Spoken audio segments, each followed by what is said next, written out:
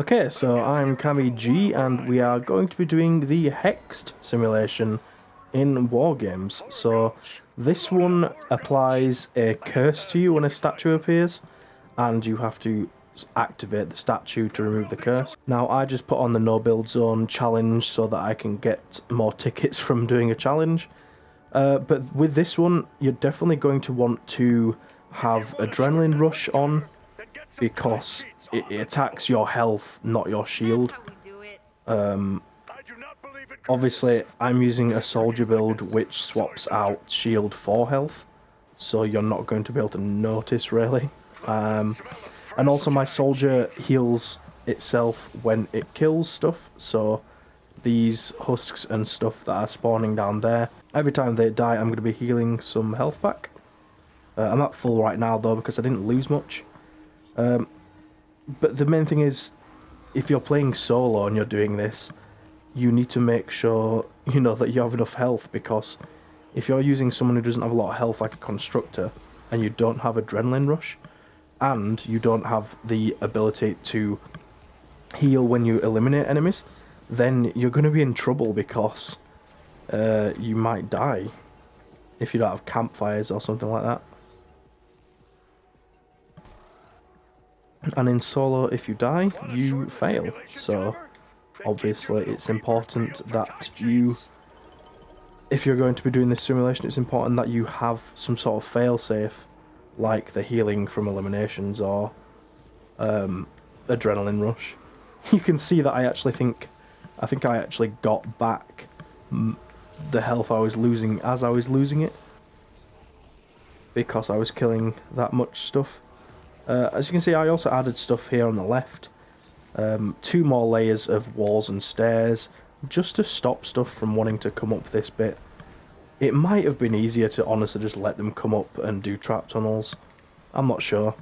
But I wanted to save on traps, so that's why I did that. But yeah, all in all, this simulation's pretty easy.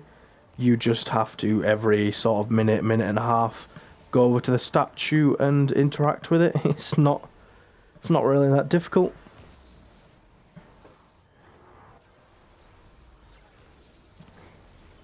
The only problems you might have is if you're playing as a low health person and you don't have anywhere to heal, which is what happened the first time I did it, and I died and failed, which is pretty funny to be honest.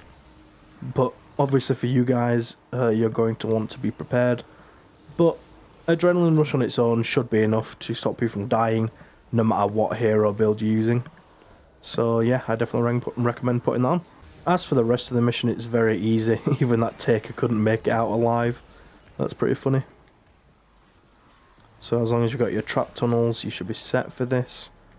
You can see that these statues do actually spawn quite far away sometimes. I'm not going to activate it straight away, I'm just going to show you how good the survivalist perk is that I have in support. So obviously I am losing health faster than I'm gaining it back, but it's taken quite a while to kill me. Oh, I think it's damaging more and more over time. Yeah, it is. That curse hasn't killed you yet, but don't get yeah, it starts off by doing very little, but then it gains and does more and more, which is interesting. I didn't even notice that the first time. Let's just use Adrenaline Rush to get more back. Adrenaline Rush is kind of weak now, because it doesn't heal a lot really. And then when it comes to your amplifiers, it's not really going to make it different from your Storm Shield, like stuff like the bomb one can be, because of it, you know, being the bomb that you defend and not the amplifier or whatever. But yeah, this is it's going to be the same at the amplifier or the base really. Oh, where's that spawned? All the way down here? Fair enough. I can't build to get back up, I have to edit my way through. But yeah, it's quite simple really, this one. Another easy one to do if you're wanting something that, you know, you can literally just go AFK for. This is not the one. You will die if you try and AFK this one. If you had teammates, obviously you could probably AFK then, but you know, that's just not really fair on them. So I wouldn't recommend doing that.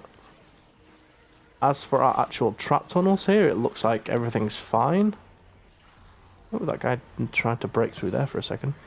I was worried stuff would spawn up here, but remembering back to when I did my Stonewood trap tunnels, when I was doing like Stonewood 9 and 10, I was pretty sure that nothing spawned up here.